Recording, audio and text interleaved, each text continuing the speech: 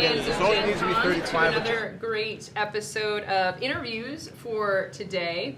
I am joined by Toby, Nina, and Eli from Dwarven Forge. And as you can see, we have some amazing, impressive stuff on the table in front of us here.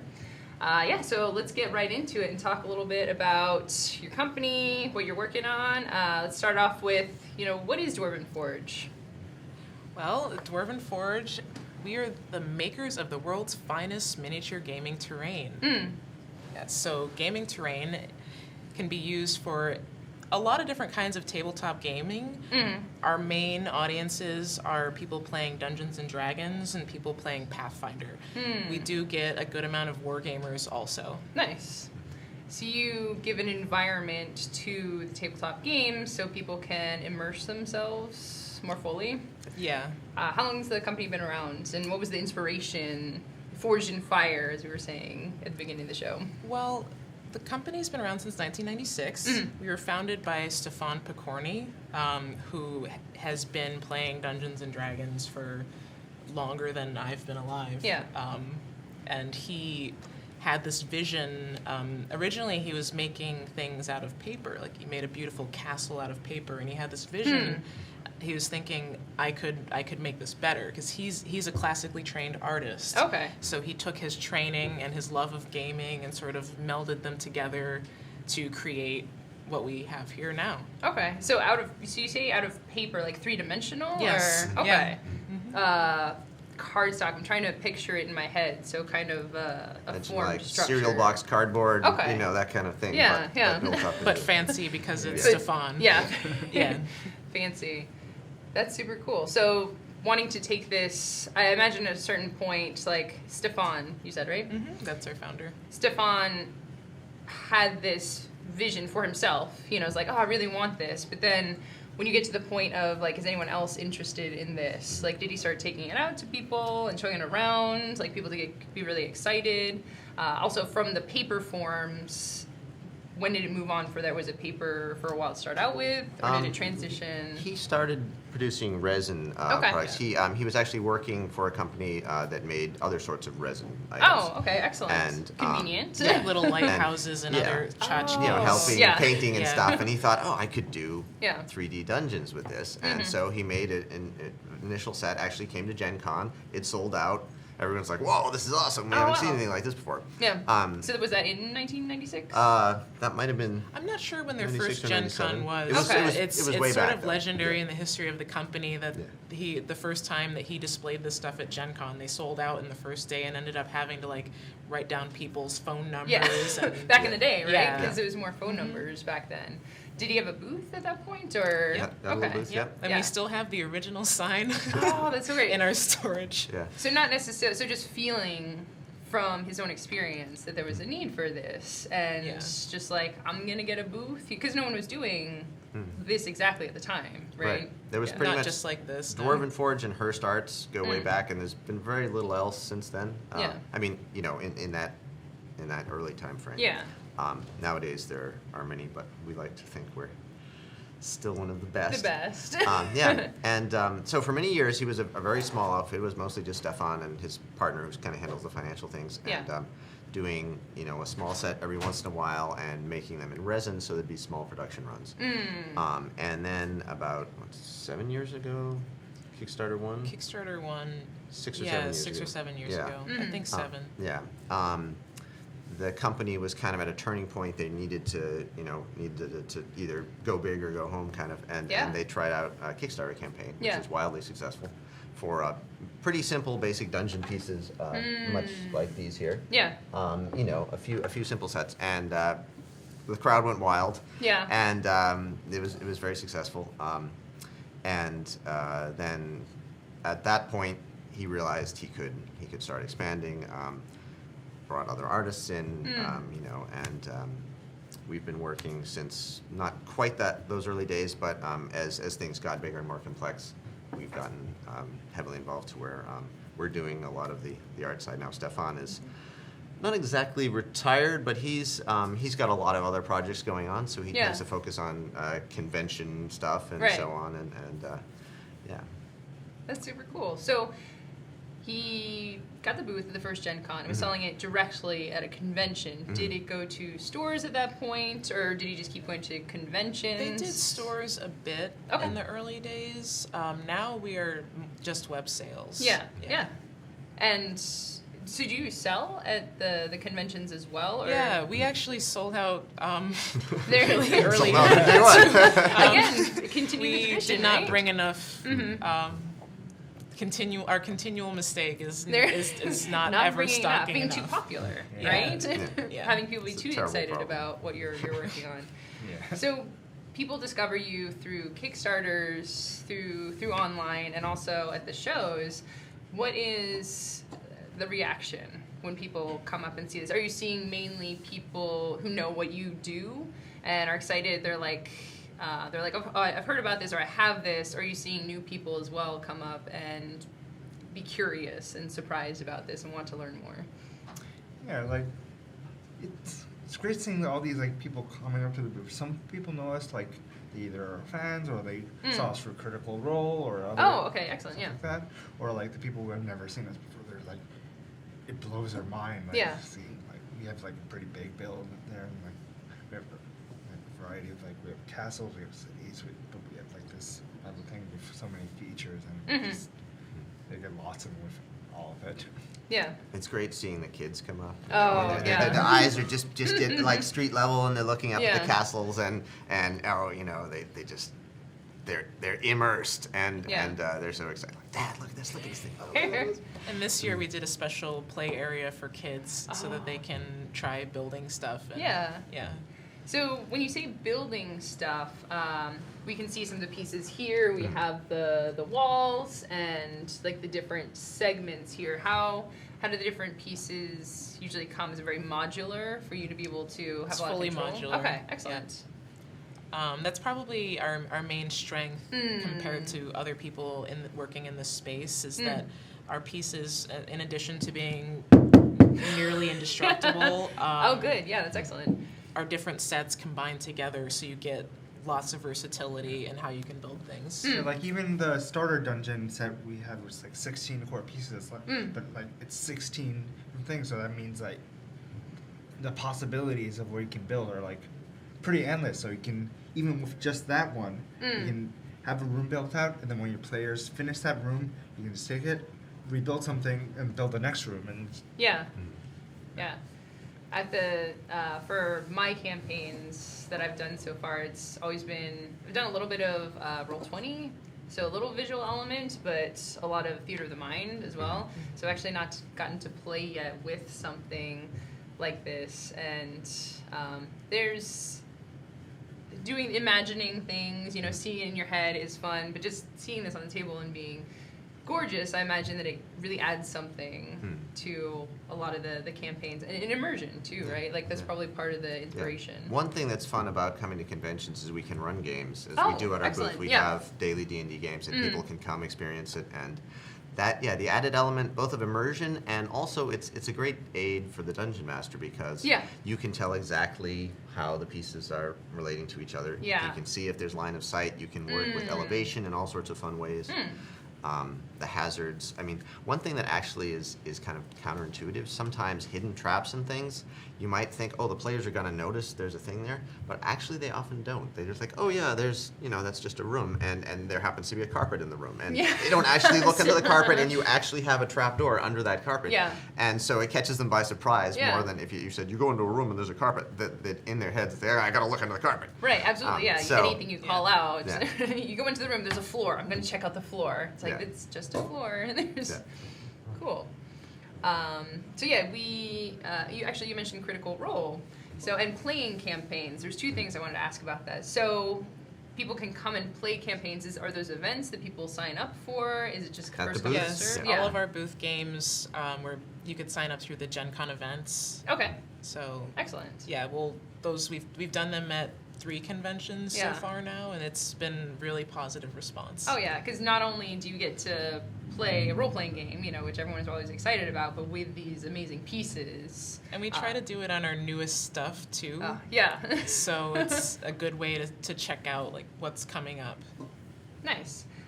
So back to the Critical Role. So you're working with media as well, and people who are on YouTube streaming very visible role-playing games, because that's a big thing now, right? Like having people, Critical Role had their Kickstarter was very successful with that, so that's probably a great way to also see it in action for people. Like people will see it on the video of their stream, right? And because they're like, I want to play like that, right? Yeah, they have like a battle cam that zooms in on a build that's very often made of our terrain, and you can see how the various members of the Mighty Nine are interacting with whatever monster Matt's throwing at them on the given day. And yeah.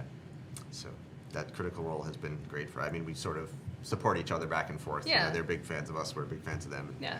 And it's great to just have that synergy.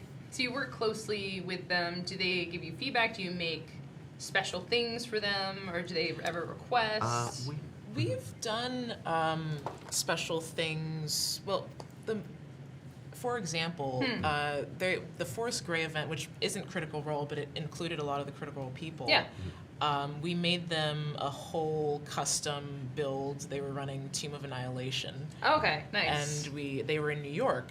So if they're in New York, we're going to help them do whatever they're doing. Yeah. It's nice for us to do that. Yeah. Yeah. Nice. That was pretty. It was a pretty epic build. It was about the size of this whole tabletop. There were these rooms built on gears that literally moved and spun depending, and all sorts of crazy stuff. Yeah. Yeah. So I see you have your name tags on, and it says builder and sculptor on that. You want to explain to me a little bit about the different pieces and process? Yeah. It just says builder here, but I do a bunch of like different things. So I do like casting and stuff like that. Yeah. I also do some sculpting. Okay. But Yeah, our company's tiny, so everybody ends up doing a bunch of stuff. We may sound like we're like a big, like. I think we have 13 people. Yeah. All hands on deck, Yeah. right? Yeah. For different things. So you mentioned a couple of things there, the casting and the sculpting. So is the sculpt the first step where you kind of envision? Well, I imagine you do sketch. Yeah, there's a couple steps before the let's sculpting, talk I would about say. that. Yeah. I mean, if our creative director, Nate Taylor, were here, he tends to be, he has the vision of what's coming next. Yeah. And we're always taking feedback from our backers and supporters. So, lots of great ideas just come in from the forums. Thank you for your great ideas. Yeah. Thank you for your great ideas. Yeah, all of you out there, we love you and keep them coming. And people at the cons were like, I love this thing, and sometimes we're like, this is a really good idea. And so Nate tends to kind of pull all that in. We have a lot of brainstorming sessions where we'll all be like, well, what should we do next? And then he'll generally do sort of the preliminary figuring out of sets where he'll actually make foam mock-ups. He'll be like, okay, I think we want a lava set, so maybe we'll make one that's a curved river and one that's a magma waterfall and one that's a volcano and so on. And he'll make foam versions of that. We'll play around with them. We'll decide, Toby's as our master builder will do a lot of like trying out and being like, oh, maybe we need, you could describe that process more, maybe. Yeah, like basically in that process, I try to also like not only build out with them, but try to figure out what's most optimal. Like I want to put as much features as possible in one piece and much configuration. Like I try to look back at like older sets and see if there's any compatibility with that, because like we don't want to just ignore like all the past things whenever we release a new thing. We want the synergies and stuff like that. So like, for example, like there was for example, this piece over here. Yeah, I was looking at that. Yeah, it's like a passage piece, but it has like holes that support doors, like a double door system. We don't have the double doors here right now, but like. It works with all the double doors that we've made since Dungeon of Doom. So we had created doors previously, and like, well, what if you want your dragon doors in a cavern? Yeah. Here's a way to have it. And it just adds and makes the older doors more valuable because now you have a new way to use them, and it makes this piece cooler because you can use all the stuff you already have. And we also made it so that in our door system we have lots of just inserts that are in all different styles, and they're all the same size, so that if you want to change what's going on in your dungeon, cavern, whatever, you can do that by grabbing pieces from a lot of the different sets. Or you can use them as like freestanding pieces, or like make a custom wall essentially with using a floor tile and putting that on, and it gives flavor to like a lot of customization on flavor. Yeah. So it sounds like you're not trying to direct what people are doing. We want to just give We them wanna- options. Yeah. Yeah. Open Give up them the the floodgates. tools. Yeah. Yeah. And people do things that we haven't thought of. Yeah. That's always crazy to me, seeing all the builds that people post on social media and just like, wow, I never thought of using that way. Yeah. So people post and tag you. Yes, in it, please and you always can tag see us. it. Yeah, So then I love that back and forth where you inspire them to create things and then they inspire you.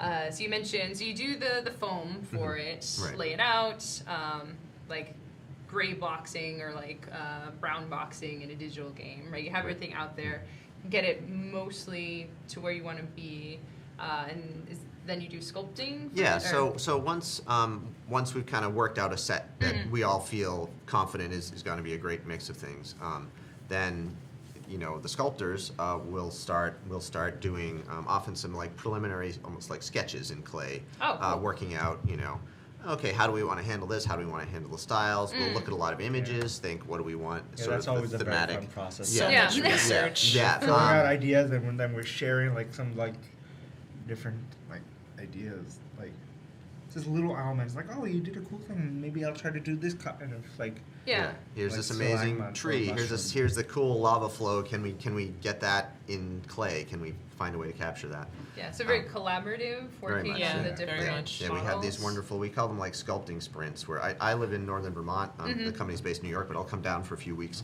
and we'll all just like sculpt like mad and Sculpt- trading oh, wow. ideas and Passing pieces around. Yeah. and- Yeah. Um, That's super exciting. And so at what point do you sculpt in the clay and then it's done? Like well, and then it's done. at And some then you point, see, at like- some point, ideally the sculpts are done. Yeah. Usually they're. I mean, there's sometimes tweaks, but Yeah. say a piece is pretty much in its final sculpted form. Then typically we'll turn it over to Toby to make a prototype. Yeah. Then I would take the piece, then I would make a mold out of it, and then I would cast it in resin, and then I'll cast a bunch of them, and then our painter Aaron will paint them. But also for some pieces, like I would figure out like additional features like LEDs. A lot of like, Yeah, you should talk about this one's got Yeah. 'em. Yeah. But this one, let's see, kind of hard to see Yeah. because of the light, but like we embedded Oh, like it's like- LEDs within that. It's flickering. Yeah. That's Yeah, amazing. so to try to Yeah. catch the sense of a So I lava was, flow. like, trying to figure out This one too, I think. yeah, This that one. one. Yeah. Yeah, there Like we go. the yeah. placement, Turn that what on. kind of colors the LED should be. And in this, in the Hellscape, which was our Kickstarter that just ended Yeah. a few weeks before Gen Con, but we're doing the pledge manager with the late pledge for anyone who wants to get in on that. But for this Kickstarter, we cast everything in a yellow translucent color. So if you put it on a light panel, like it'll look like the lava's glowing. Like, Yeah, you So can the- see the difference. We put one on the table. one- Oh, yeah. yeah. Yeah. Figuring out what, like the casting colors, and like we went for like maybe like 10 or 20 iterations of like a specific color to just get the perfect thing, and like passing back to our painter Aaron to figure out what the best color would be to even like to let the light through, or let like Yeah. good because we also wanted to look great off the light panels. Yeah. And like That- so that we just wanna yellow, put the right this- yellow. We Yeah. always strive to put as much like life and like detail and everything in each piece. Yeah, and I think this is important too. Obviously, we have all the studio lights because we need to look bright and cheerful. But if you have this in a dark room, Oh, right, in a kind dark of room. dim it's Very moody. yeah. Or if you go to our Kickstarter page for the Hellscape, we have this great grimoire of pieces that shows all the pieces, both lit and unlit. Oh, yeah. So it gives you a great idea of how they look comparatively. So you cast in the resin, paint it, get it to kind of the final state you want it to look like, and then what happens? Then it goes to our factory in China, which will make the final steel molds. Oh, okay. And so ultimately pieces are injection molded because they're made out of what we call dwarvenite, which is a proprietary a type of plastic that's basically indestructible. There, You can- I gasped there. Yeah, 'cause I was yeah. like, Yeah, It's- Yeah, we have videos it'd of be it hard being to run break over it. by trucks. Oh my gosh, hit yeah. with hammers, Yeah. the whole bit. And I mean, it's super sturdy, and the paint tends to last forever as well. You Yeah. can't really chip it or scratch it unless you're. I mean, but one thing that's also nice about it is you can modify them with like an X-Acto knife. You can cut Oh, it. So if nice. you want to change something, some Yeah. people love making custom pieces. Mhm. But accidentally destroying it is very difficult unless you have a big dog. Yeah, you need piercing damage. Yeah. There, yes, exactly. Or piercing Bludgeoning fire. damage, totally Mm. fine. Yeah. So, because you mentioned when you started out, it was resin. Yes, So which that's- is hard to travel with. Oh, okay. Yeah. Yeah. And more labor intensive to Yes. produce that? This is probably this stuff. Well, we have to use steel molds for this. With the resin, we could do silicone molds, Okay. which are easier and cheaper. Yeah. But the steel molds, they're very heavy. They have to be moved with cranes. But in the end, you get a product that is going to be more durable. Like, Yeah. say you want to travel to your friend's house and set up a game there, you can just throw all this stuff in a suitcase, Yeah. Or and you wanna don't have to run a worry game- about it yeah. chipping. Or if you want to run a game for your kids or something like that. Yes. Yeah. Yeah. These are great for kids because Yeah. they can just throw it around and you don't have to worry about anything breaking. Like, Yeah. you're just so friendly. For, Nate has actually donated a bunch to his son's kindergarten class. Oh, And kindergarten. that's like wow. the favorite yeah. thing at recess. Everybody just goes nuts with a dwarf, and Yeah. it's Yeah. yeah. I remember that scene from Toy Story where you have the kindergartners come out and it's just chaos. It's got a nice heft to it too. I think that's probably the material because, like looking on the table, but then you actually touch it or feel it, and just it looks and feels very solid. So, is there a point in the process, like who do you kind of all decide together that it's ready? Do you put early phase stuff in front of people, or do you like to do more of a reveal of this is what? We're all about big theatrical reveals. Nice. Well, Um, yeah, with the so it's it's- very dramatic. Yeah. It's kind of a little bit of both because during our Kickstarters, we're definitely continuously taking feedback Yeah. from our backers. Like they have a lot of good ideas, and we're frequently like, oh, okay, maybe Yeah. we should do that. Yeah. For And then example- we do that. yeah. For example, last year there was we did a forest terrain last year alongside our cavern terrain. Yeah, some of that stuff. Yeah. There's like the backers kept asking us for forest banks, so we decided to like sculpt that like after the Kickstarter, and when the pledge manager opened, well, we made that a set, And it was a that great idea. Yeah, Yeah. It's a way to very well. transition from your forest, like a bank of a river, but it could also be just a gentle hillside to get from the forest down to our terrain trays, which are another of our relatively recent innovations. And these are basically it's like a battle mat, but our pieces are magnetized. So Yeah, you can- I you tried to can- pick this up earlier. I'm like, Yeah. oh, it's stuck on there. Oh, Yeah. okay, yeah. Yeah, and so this is also a great sort of a budget solution for people that want a big coverage area and they want a few special pieces and then some more flat terrain, and also great for Yeah. war gamers, so you can build large areas and then carry them around without worrying about Yeah. spilling. Yeah. and to go more with that, like it's also great because they come with textures on them, but it's double-sided, so you can do that, or you can have like negative space. Look at this. So which is this one? This is the gibbering mouther. mhm. There was a Did gibbering they call mouther that pit. the festering floor? Festering floor, yeah. the Fest- festering floor. The piece we had a piece called the gibbering mouther pit, and this was based that on was that. inspired by the Yeah. Yeah. piece. But yeah, Classic like, D&D monster. Yeah. these are great because like, besides being a battle mat or a negative space, you can like have your build out a room on it, and then once the players get past the room, you can just fly in a room without like Yeah. worrying about it. Yeah. Or you can use it for like for building, like you can use these great for like elevation. Put these like there. Just have like, let's see, you have something that goes up to it. Yeah.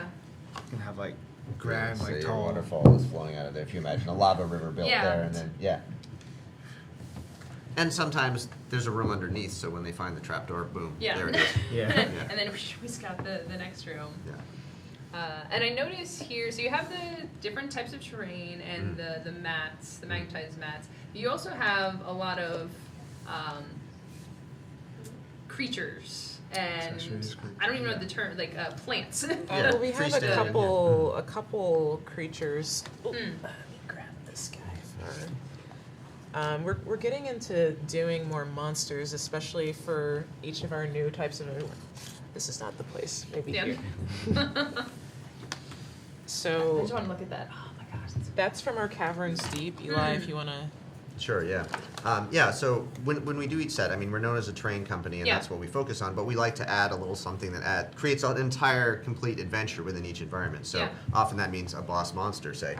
So this is the Apex Primordial, and he was kind of our final stretch goal for the Dread Hollow Forest, which was the last environment in our 6th Kickstarter, which was Caverns Deep plus the Forest. So yeah, this guy he's a huge forest elemental, partly made of stone, partly of wood. It's almost like the sinews and roots that hold him together. Yeah. He's got a bit of fungus growing on him because we had a sort of fungal theme in some of the caverns, so he's kind of imbued with that same dark magic. Yeah, and, we have yeah. an example of the... Yeah, there's the mushrooms. You can Mushrooms? see a few of those growing on the Oh, side wow, of his yeah. face here, yeah. So, yeah, I was just trying to create something that was a little different from any other elemental that had appeared before. A lot of them tend to look more like big rocks held together by magic, and I Yeah. wanted this one to feel more visceral, like it had real sinew and a structure to it. But yeah, so we do. Nina did some Well, awesome we have carnivorous some- plants and this From the hellish hellscape, creature. this sort of a mere mass of flesh and maggots and heads and spines. It's pretty gross. And definitely something you'd find in the Nine Hells. And then what we did here at Gen Con is we launched our partnership with Paizo. We did some sets for their Fall of Plaguestone Pathfinder 2 adventure. So these are some of the creatures that I created for that. These 2 mutant plants. The Vine Lasher and the Spore Poison Bloom. Spore Poison Bloom. Sounds very friendly. We change our piece names Yeah. so frequently. It's hard to keep track It's of hard what to Yeah. keep things are track of officially called. from- 'cause Yeah. Yeah. You probably have like code names. It's like you're just like The code names are like always so Deathblade. dumb. Yeah, we had some things like Freaky Party Box as a Yeah, code name or something. yeah. Party box, Yeah. Well, it's a box that it's like the height of this. It looks like a regular elevation block, but the top opens, so you can put like spikes on the bottom. Oh yeah. So or snakes Yeah. or scorpions, anything. Anyway, so that makes it a freaky party box. Yeah. Probably the funniest one was for the Plague Stone. I had put in the spreadsheet that one of the pieces was called Chicken Foot Guy Chicken foot. because he has a chicken foot, and you Yeah. can see him in our booth, 1301. Nice. Yeah, that's a reason to stop by Yeah. To see check the out chicken Elmer's foot Chicken guy. Yeah. Best side show at Gen Con. Yeah. So for something like this, you had mentioned going through iterations. Yeah. I started out with concept art. I did sketches. We looked Yeah. at poses and things. Then I made a clay version of him, out of monster clay, which is something that's used a lot in the FX industry and something we use a lot for some of our sculpts. It's not appropriate for a final sculpt for something like this because it would be too delicate and it needs to be cast in multiple pieces. Yeah. But it was great for doing a quicker mock-up because you're working a little faster. Yeah. Got sort of the final design down, and then I made this guy with a metal armature inside, and then epoxy sculpt. And going back to the epoxy made. very first process of that, like we were talking about the foam. Oh thing. yes, Yes! Oh, Talk about yes. great names. So like, and also talking about great names. Yeah.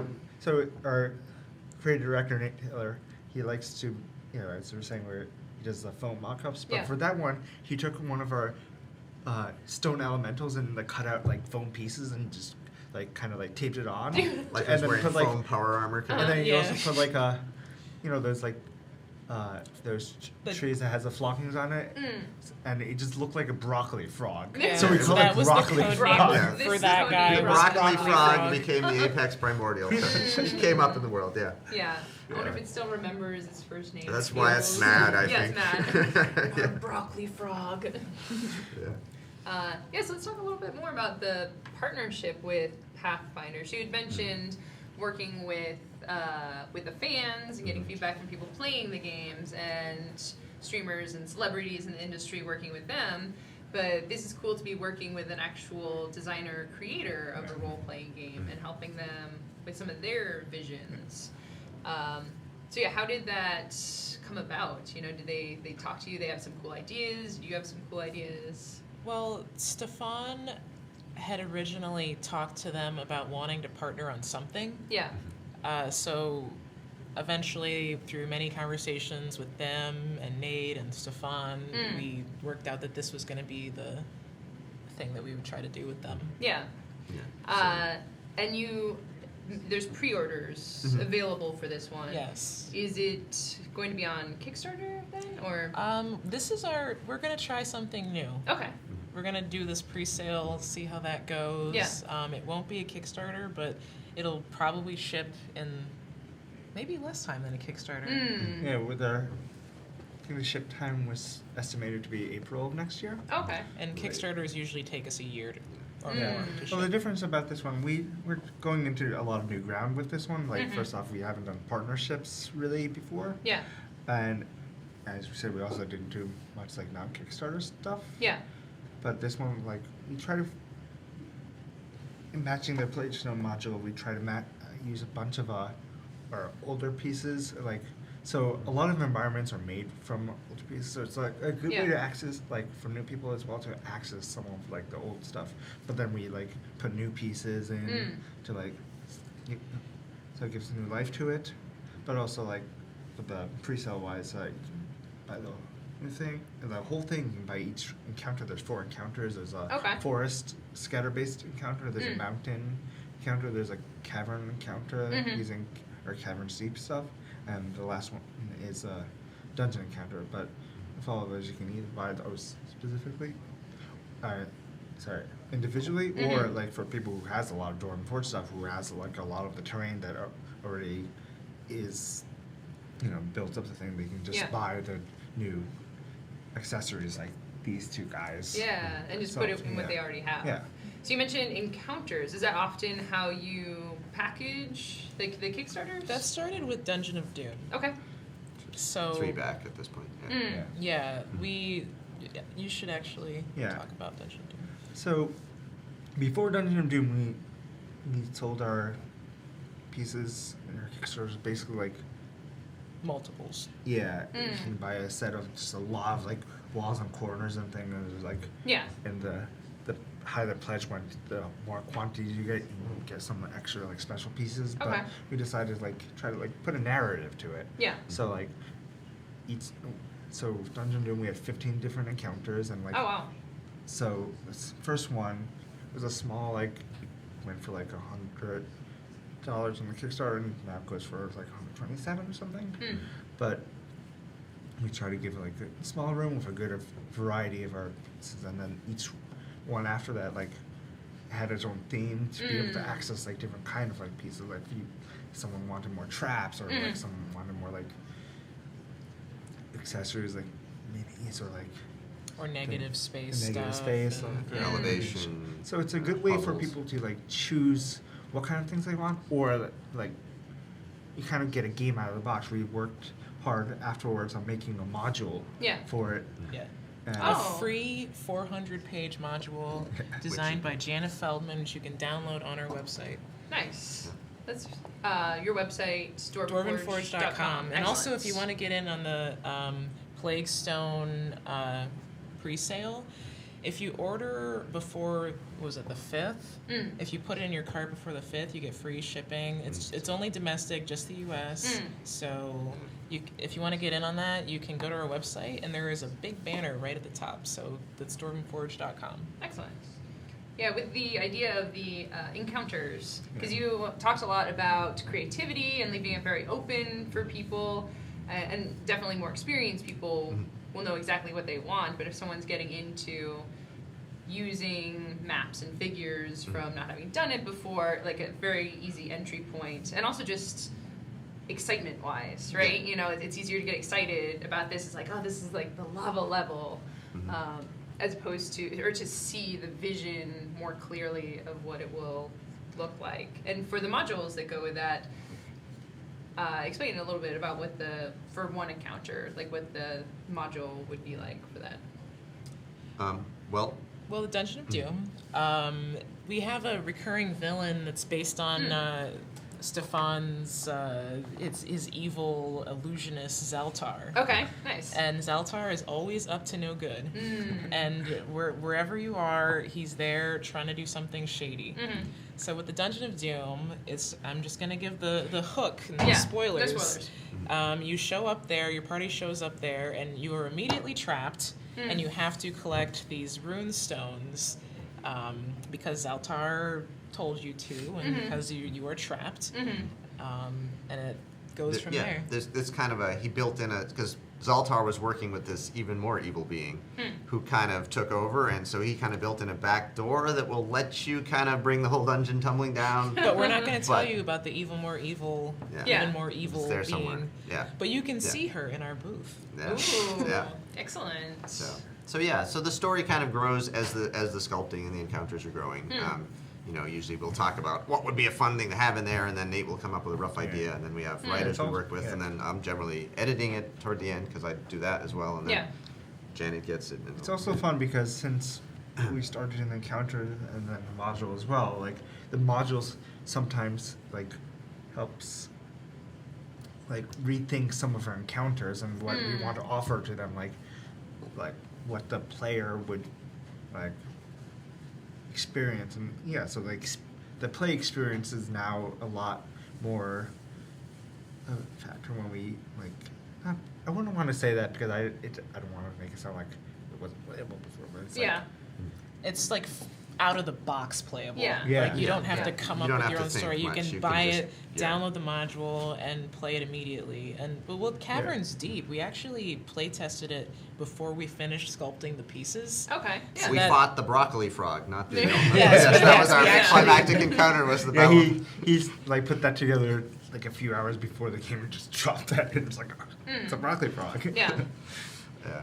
So with the module, is it based on a system? Is it kind of system agnostic? It's 5th edition. Okay. Generally, we, I think for Caverns We also did Pathfinder. we did for Pathfinder Dungeon for of Doom. Dungeon of Doom. Okay. But we'll use whatever editions are most popular. Generally. Right. Yeah. So that's an interesting question. Is for the inspiration was creating your own adventure, creating your own environment, telling your own stories. Do you know if there are people who kind of go through this and might just like, I'm just going to play through the encounters, like I'm going to do the modules? People do it and they send us pictures of their groups playing it, and it's very exciting to see. Because I could see that being very fun for if you had a narrative tying it together with characters, or even just like one shots for each one. It's just like, we're gonna go. Well, actually, we recently did sort of a partnership with different podcasters and streamers. We called it our Descent into Doom, where we gave 1 or 2 encounters to each group, and we went through the entire Dungeon of Doom with all of these different parties.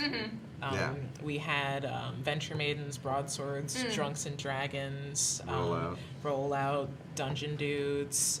Let's see. Inkwell Society, did they? Inkwell Society did one. Sirens of the Realm did one. We did one in-house. Yeah. Yeah. Going through each of them.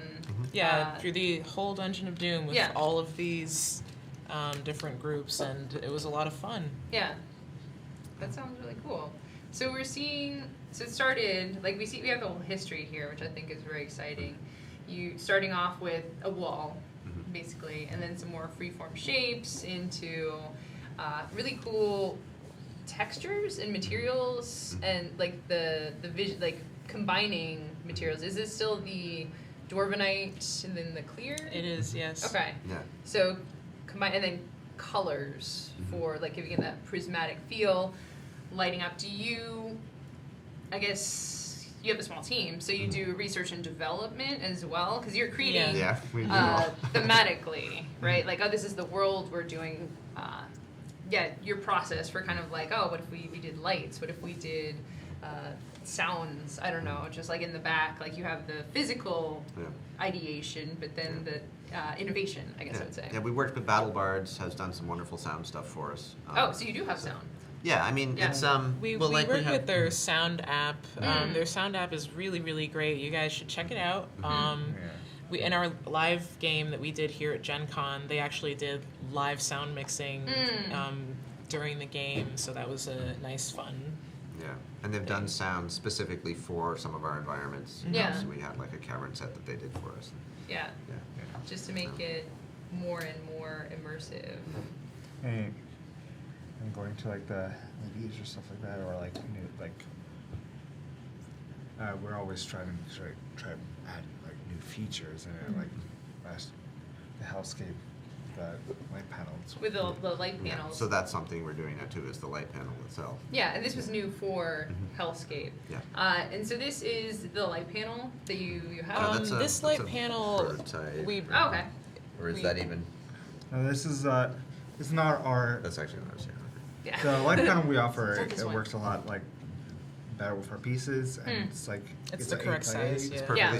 sized. The same height of the floor, so you can and you can link up 8 of them. So it's like Oh, a modular. modular. Oh, like, and the Car's light modular, goes yeah. nearly to the edges. Okay. See, like building on something like this for a big build wouldn't be completely practical because the size is not really what you'd want. So in ours, I think they're even going to have texture on the opposite side, so you can use them both ways. Yeah. And are there, for the lights, animations or colors or Maybe someday. maybe someday? Ooh, Yeah. excellent. We Good don't idea. Like, Yeah. Yeah. Writing it down. Write down the notes. And we do have some things that have like changing colors depending on the piece. Yeah, like the crystals from Caverns Deep. We had a remote that can change the colors by pressing Yeah. buttons and just having it cycle through. Yeah. Yeah, I think the integration of technology is really interesting. Again, starting in the beginning, low tech, pieces that you can assemble and move around, moving on to lights and sounds, and potentially in the future, Yeah. digital integrations Yeah, we're for like looking at like moving platforms. Because you mentioned the gears. Well, we one. have some pieces that are motorized. Like Oh. we have our motorized drawbridge. Ooh. Yeah, which is always a crowd Yeah. pleaser. Yeah. It has a little button on the top behind the plaque where you can raise and lower the drawbridge. Nice. And we also have fully functional mangonel and trebuchet. which Oh, will- yeah, the trebuchet If you go to the really booth, shoots. we'll Yeah. launch stuff at You you, could or put for an you eye or out. at your friend, depending on what you ask us. Yeah, Yeah. not a rock though. Like you could, it Yeah. actually shoots quite far. The trebuchet, the superior siege weapon. I mean, I've heard, yeah. It is important to get please the crowds with the most popular. I hit someone yesterday with a miniature. Yeah. But anyway, they're okay now. Yeah, they're okay. They The went to miniature is hospital, not so good, but the person's fine. Yeah. So this is right now the most exciting new thing is the plague crafter. plague stone, Plague yes. stone. Yeah. And the Hellscape, where our and- pledge yeah. manager for that is Opening soon. opening soon. So In people that August. actually missed the Kickstarter will still be able to jump in on that. Yeah. So if anyone sees this and thinks, oh my god, I want that, Yeah. you can still get it. Yeah. So.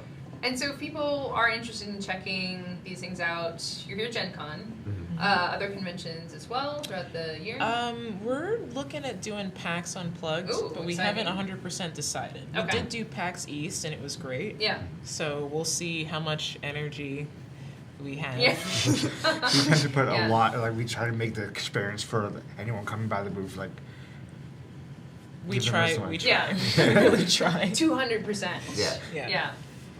Yeah. So that's a great way to get the experience of this because I think seeing it digitally, it's like, oh, it's cool, but actually feeling it and looking at it and being able to inspect from all angles and feel the heft, this actually moves. Yeah, It's yeah. Well, articulated. those- too. yeah. This is modular trees. This Oh, was okay. something that I sculpted for our Dreadhall Forest. It's and like I don't have all the surprises. pieces, but there are additional pieces of trunks and things. So if you want to make a taller tree, a shorter tree, if you just want a little shrub, Yeah. you just there it goes. Shrubbery. This is the gnarled tree which Yeah. has a hollow and so on. So if you want more of a twisted dead area, you've got that. We will very likely be having in the future other pieces that are compatible with these, just like with other things. So you can make even more kinds of Yeah. trees and forests and so on. Yeah, so again, and another thing that's nice about these is if you built a whole forest out and you want to be able to see exactly what's going on, you can just pop the foliage out of the way. You still know where the tree trunk is, so you can figure out your movement, but you get it out of the way for accessing your miniatures. Yeah, that's a good point. Keeping like always remembering that it is mechanical. You know, it's not something just supposed to look good. People are playing in and around this space. Yeah, we want everything to be very usable, beautiful and usable, and trying to maintain that balance. Like trees. For me, this was always kind of the holy grail because I felt like there were a lot of good-looking miniature trees, but they tend to be made of flocking or something else delicate. You know, a lot of like H.O. Railroad kind of things. Really. You can't really travel with them. They leave bits of stuff all over the time. You know, and then there's the sturdy trees that tend to look like kind of a lump of plastic. Yeah. And so we wanted something that would look great, Yeah. and you could throw it across the room and it'd be fine. Yeah. Or your 2-year-old, Sure. right? You know. So You get mad not that you rolled not that you or have to do that, something. yeah. Yeah. But if somehow it gets thrown across the room, it will be fine. Yeah. And that's that was the trick, but I think we got it. So Yeah. War gamers, all you people, like, carefully pack your Warhammer guys because those are fragile. But these things you chuck in the duffel bag. You need to build a tabletop scatter combat area. Throw these out. They're awesome. And these really are gorgeous, even for playing through or just like having like a little scenario. And it looks great even when not used, right? So you can have, this isn't something that you're going to put away when you're not using it. You know, you can actually have it out and have something cool that people can look at or play with. And you don't have to feel bad about it, right? Like your friends come over and like, oh, what's this? What's going on? Oh no, it came apart. It's like, no, it's fine, really. It's meant to do that. Yeah. So we had talked a little bit before if there's anything else that you wanted to mention. There's a lot of hush-hush, so exciting stuff in the works you can't talk about. But, so not going to go into that. But if you have a vision, like something that you would be excited to work on in the future, like a location or scenario, an encounter, anything you've thought about, like, oh, this would be really cool. It's really interesting, this question. We were actually just talking about this last night. My dream would be to do alien planet terrain. Oh, yeah. Yeah. That would be really cool. Just something sci-fi based, or even just terrain for like a game like Shadowrun. Oh, yeah. Would be cool. Numenera would be really cool. Or like a sci-fi based thing. Yeah, a lot of people are exactly. asking about that. We Science did, fantasy. Yeah, we did something a long time ago, but it was like that was sci-fi, but it's like very. It was like retro futurist when we did it in the past. Yeah. So Yeah.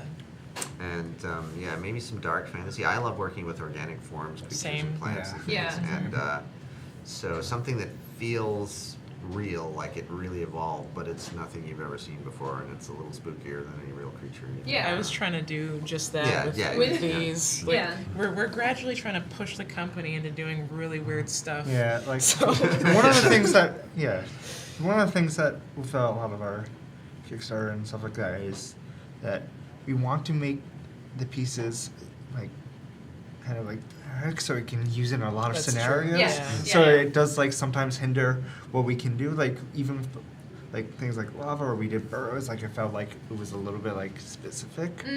So I don't know if that was, but we wanted to do a lot more. Like it's not always viable for us to do these crazy the weird, things that are so it's too specific. Yeah. So it's interesting also because the terrain kind of gets like generic for the themes, but like when we do miniatures, we kind of do like our miniatures get weird. I guess because we're trying to like make something different from all the miniatures out there because we want to provide something that people don't have. Yeah. While like for the terrain, we just want the market is not as. For example, we did a Minotaur as part of the Caverns Deep, but it's a tainted Minotaur, so he has like half of his face is just melting off, and like, he's got like the fungal stuff growing out of his shoulders. It's so that's something that we hadn't seen. There are lots of Minotaurs out there. Yeah. One that's been corrupted by a fungal growth. That's Yeah. So our minis can get weird. Were people excited about that? Yeah. Yeah, yeah. Yeah, and the other thing we'll do is, like, if we have a set, we want it to be like caverns. We want it to be very useful for all sorts of caverns. But, Yeah. you know, so we have some core pieces that are versatile, but then a few specialty pieces and a few accessories thrown in there, and suddenly it's a mushroom forest, or it's filled Yeah. with crystals that have some magical power, or it's got some lava flowing through it. Mhm. And so the same, 80% of the same pieces plus a few specialty things that are really amazing, and suddenly it's a totally different environment. Yeah. And that's And- why Yeah. when we were talking about the insert walls or things Like like this- that this before, space like, wall. it was Yeah. a great way to like provide people with a way to like dress it, the caverns or any dungeons or anything up to give that feel of a specific or like a special place while like providing pieces that are like very versatile. Yeah, I love sci-fi. So just hearing about I'm very excited about it. And for this, you could see a computer panel or something. If it's something inserts to transition, so you are maybe going through tunnels, but then Yeah, but you maybe have if it's tech the Bat pieces. Cave or whatever, then there's Yeah. something built into it. Yeah. Yeah. I would love to see some science fiction things. I guess, like you said, for being mainly for role-playing games, definitely the bulk. Most people play Dungeons and Dragons. Most Yeah. people play traditionally in a fantasy setting. But as role-playing games become more popular, there's all sorts of different Genesis system can be played anywhere. The Star Wars, Star Trek, like lots of stuff people are doing. It would be cool 40K. to see. Yeah, That'd be cool. to see options for that, or even potential partnerships. Like I recently played through the starter of the Alien RPG. Oh. So yeah, and just like that environment, and there's like, oh, this section of the hallway has eggs in it or something. We actually have some pretty cool egg stuff in our burrows terrain because we Yeah. created a whole race of creatures called the Kree. They're sort of these insectoid, like Yeah. half insect, half demon, and This they one lay kind of eggs. And reminds they me of have, those alien eggs too. yeah, it has a touch of that. Yeah, Yeah. definitely. Yeah. Cool. So Yeah, so we're getting kind of close to wrapping up here. At the very end, we're going to talk. We're going to go again over like where everyone can get all this cool stuff and where they should sign up. Is there anything else you'd like to talk about in closing? Anything we haven't covered yet? Anything you're excited about? Or you really want people to think about or know about when they're checking this stuff out? Well, I'm excited for people to get their Caverns Deep shipments. Yeah. Okay. We're gonna start shipping Caverns Deep this month. It's August, right? Yeah, this Yes. month. Has ticked over. Yes. Gen Con time. Yeah, and I remember when we started shipping the Dungeon of Doom, seeing everybody's amazing builds. Yeah. So soon those are going to start popping up on social media. Please, please, please tag us. Yes. yeah, We just yeah, want we to love see to it. see I it. want to see it. I like so getting much. blown away by some Yeah. of the builds people do. It's like- Yeah. Yeah. So instead of like, I made this cool thing, I made this cool Dwarven Forge thing. Is Yeah. there like a hashtag or Well, like a at? At us, on Facebook, we're at Dwarven Forge. Mm. Facebook and Twitter, we're at Dwarven Forge. On Instagram, we are at Dwarven Forge Official. We also have our great YouTube channel at Dwarven Forge. And also people contacting you if they do videos, like through your website. Do you like to hear about like, I did this cool video? Absolutely. We want to see what people are making with our stuff. Yeah. Like, Yeah, send us a link. Or, It's really exciting. Honestly, it helps us sustain our enthusiasm Yeah. for what we're doing when we see. Yeah, and I think you said something really important there, that it shapes your vision. Like when you see these things that people are created, and I imagine that you share it too. Oh, absolutely. So, Yeah. yeah, if someone's really excited about what they did, is you show their friends, like we'll show everyone. we have like the build of the month, right? Which where Yeah. we Oh, show okay. off something awesome somebody did in Yeah. the community. We also, for our last Kickstarter video, people submitted pictures of their builds, and so our video also features like a couple Yeah. seconds of just flipping through everyone's amazing pictures that they sent us. Yeah, so that's really cool to be able to share and to inspire you as the company and the creators and other people too. I imagine people will go there and look like, oh, this is really cool, and then they'll see stuff that other people have done and think, oh, I could do that, and just feel really excited and inspired about everything that they're working on. The social media gaming community is amazingly positive and supportive and fun, and just excited to participate in it. Yeah, that's really cool. So let's talk about most people will probably be remote, but some people might be here at Gen Con. So your booth number is 1301. 1301. Look for the big castle. The big castle, yes, and look for people being impaled with trebuchets, right? I'm not allowed Projectiles. to shoot it anymore personally. I've been banned from the trebuchet. Yeah. And people can check out the pre-order for the Plague World. Plaguestone. Plaguestone. Yeah, I Fall keep of calling it- Plaguestone yeah, is Fall of the Plaguestone. module. Yeah. And also look forward to new shipments and just... And jumping in on the pledge manager for Hellscape, Yes. which is going to open any moment. It opens soon, so if you're Yeah. at Gen Con, you want to stop by the booth and get this flyer. It's also just a really pretty flyer. Yeah. But you can scan the QR code and go straight to the or Yeah, and sign up to Send that. stay tuned on your social media and on your website just to get new announcements for all the sweet new stuff. I'm excited Join to our see. email list. That's Email really list. the best way to keep up to date with when new sets are going to be in the store. Yeah, new announcements of exciting, cool things that you're doing. and But finally, Oh, yeah, please. the next Kickstarter probably. We don't know. We don't know. All right, we don't. Well, we know what it's called. Secrets, It's the you Wildlands. Yeah. We don't have a date. Maybe. We don't know anything. We don't know. All right. It's secrets. I So you don't know. join the list Yeah. to find like teasers here. The cool stuff is coming. It will be announced maybe soon. So I'm excited about that. Thank you, Toby, Nina, and Eli from Dwarven Forge for joining us today. Super excited to check all this stuff out. Fans of Gen Con watching us here, thanks for tuning in. We will be back soon with more cool game stuff, more interviews, and of course we have all our channels showing nonstop Gen Con action. See you again soon.